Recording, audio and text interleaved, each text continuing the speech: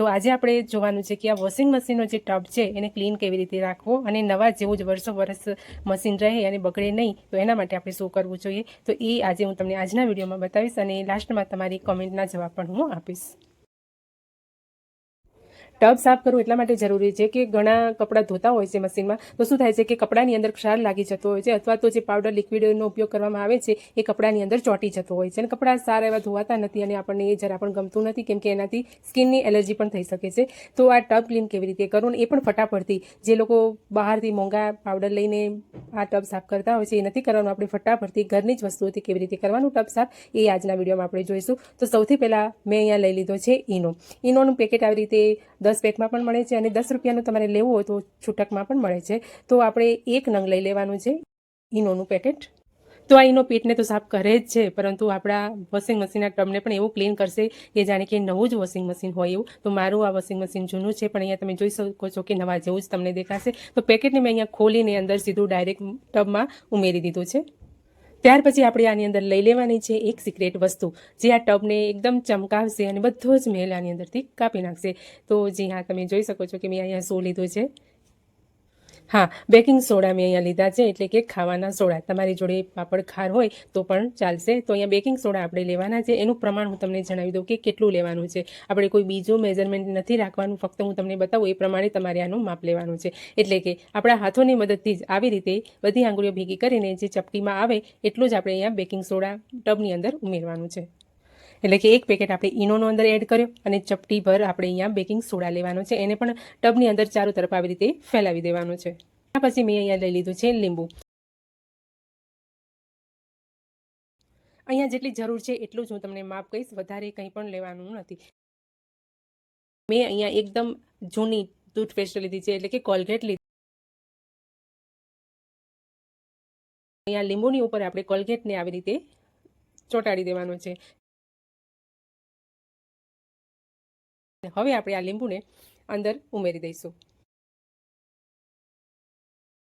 અને હવે આપણે બધા શું કરતા હોય છે કે નાનું નેપકિન એવું અંદર નાખતા હોય છે, બટ નેપકિનથી શું થશે કે એકદમ એટલું બધું ટબ ક્લીન થતું નથી. તો આપણે આની અંદર મોટું કપડું નાખવાનું છે, એટલે કે હું મારું ડ્રેસ જ અંદર નાખી દઉં છું, એટલે કે ધોયેલો છે, સ્પિન કરવાનો બાકી હતો તો એ અંદર મેં ઉમેરી દીધું છે. એટલે ટબ જ્યારે ક્લીન થશે ને તો મેલું કપડું તો અંદર ના જોવું જોઈએ. તો 2 કપડાં છે તો સામસામે અંદર અથડાશે, એટલે જે ટબ છે એકદમ સરસ એવું ક્લીન થશે.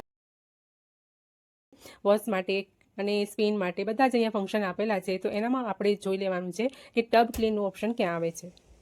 તો ટબ ક્લીનવાળા પર આપણે સિલેક્ટ કરી લેવાનું છે. જેવું તમે સિલેક્ટ કરશો ને ટબ ક્લીન, એટલે તરત જ અહીંયા મિનિટ આવી જશે. એટલે કે અહીંયા 93 મિનિટ આવી ગઈ છે, એટલે 93 મિનિટ થઈ ગઈ છે. આનામાં જેમ આપણે કપડાં ધોઈએ છીએ ત્યારે જે મિનિટો આવે છે એ સિલેક્ટ કરવાની હોય છે, પરંતુ આનામાં કમ્પ્લીટ અહીંયા ફિક્સ જ હોય છે કે 93 મિનિટ તો અહીંયા લાગે જ છે. અને પછી આપણે અહીંયા સ્ટાર્ટ બટન કરી દેવાનું છે ઓન. જેવું એ ઓન કરશો એટલે તરત જ પાણી અંદર ભરાવા લાગશે ટબમાં. અહીંયા તમે જોઈ શકો છો કે પાણી ટબમાં પડવા લાગ્યું છે.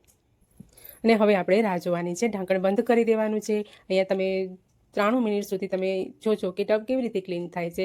આજુબાજુના બધા જ સ્પેર પાર્ટ એકદમ ક્લીન થઈ જાય છે. 88 મિનિટ થાય એટલે શું થશે, પાણી જે છે ટબમાં એમને એમ ભરાયેલું રહેશે અને એકદમ આ ગંદુ પાણી હોય છે. ટબમાં જ્યાં જ્યાં મેલ હોય છે બધો જ નીકળી જાય છે અને એ ભરાઈ રહે છે. અહીંયા એ થોડીક મિનિટો અહીંયા એમ જ પાણી ભરાયેલું રહે છે, તાકી શું થાય છે કે આજુબાજુ મેલ જે બધું હોય એ ફોગી જાય અને પછી મશીન એકદમ ઘૂમવા લાગે છે અને સાફ થાય છે. એ તમે જોઈ શકો છો. અને હવે અહીંયા બાકી છે ફક્ત 3 મિનિટ.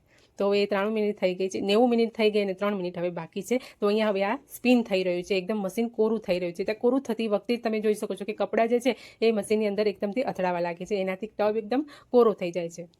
તો અહીંયા ટબ ક્લીન થઈ ગયો છે અને જોઈ શકો છો કે તમે અહીંયા હું કપડાં લઈશ એટલે એકદમ ચમકવા લાગશે.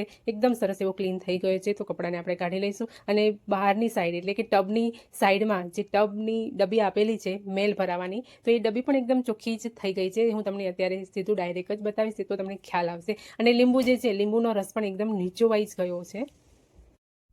આ લીંબુ અહીંયા મશીનમાં મેલ કાપે છે, તો લીંબુમાં પણ રસ એકદમથી બધો નીચોવાઈ ગયો છે ને એકદમ છોતરું જ રહ્યું છે. તો હવે આપણે જોઈ લઈએ કે ટબ ક્લીન કરતી વખતે આ ડબ્બી જે છે એ ક્લીન થઈ છે કે નહીં એ પણ હું તમને દેખાડી દઉં. અને ટબ જુઓ કેટલો સરસ એવો ચમકવા લાગ્યો છે, એકદમ જાણે હમણાં જ નવું મશીન લાવ્યા હોય એવો થઈ ગયો છે. તો ડબ્બી પણ તમે જોઈ લો. ડબ્બીને તો હું લગભગ અઠવાડિયે વીકમાં એક વખત તો સાફ કરતી જોઉં છું, એટલે એનામાં વધારે પડતો મેલ જામતો નથી. જો તમે પણ વીકમાં એક વખત આ ડબ્બી સાફ કરવાનું રાખશો તો તમારા કપડામાં જરા પણ ક્ષાર પણ નહીં ચોટે અને સફેદ વ્હાઈટ જે દેખાય છે એ પણ કપડામાં લાગશે નહીં. તો મેન તો આ ડબ્બી સાફ કરવાનું છે. ટબ ક્લીન કરતાં પણ આ ડબ્બી મેન સાફ કરવાની રહે છે. તો અંદર જરા પણ મેલ નથી અને એકદમ ક્લીન થઈ ગયું છે. છતાં પણ જો તમારા મશીનમાં આ ડબ્બીમાં જો મેલ ભરાઈ ગયો હોય તો આવી રીતે બ્રશ લઈને તમે એને ઘસી શકો છો, કેમ કે પાણી ભરાયેલું છે તો મેલ એકદમ પલળી ગયો છે એટલે જલ્દી ઝડપથી આ નીકળી જશે.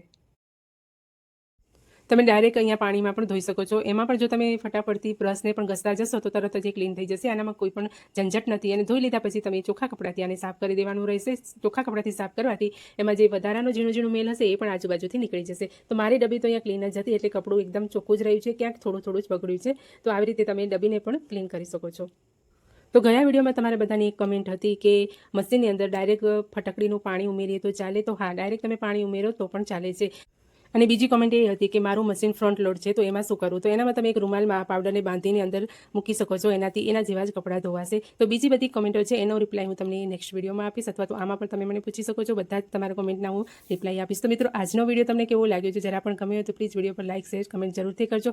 મશીનનો ટબ ક્લીન થઈ ગયા પછી તમારી સફાઈ પણ આવી રીતે કરી લેવાની છે. એક ચોખ્ખું કપડું લઈ અને ઉપર નીચે અંદર બહાર બધે જ સાફ કરી દેવાનું છે. એનાથી તમારા મશીનની આયુષ્ય વધી જવાની છે. જો મશીન 10 વર્ષ ચાલતું હશે તો 5 વર્ષ આયુષ્ય વધી જશે. તો આવી રીતે ટબ ક્લીન કરવાનું છે. તો મિત્રો, વિડીયો ગમ્યો હોય તો પ્લીઝ તમે વિડીયોને શેર જરૂરથી કરજો. હું આવી જ નવી ટિપ્સ અને ટ્રિક્સ લાવતી રહું છું. તો મળીએ છીએ નેક્સ્ટ વિડીયોમાં.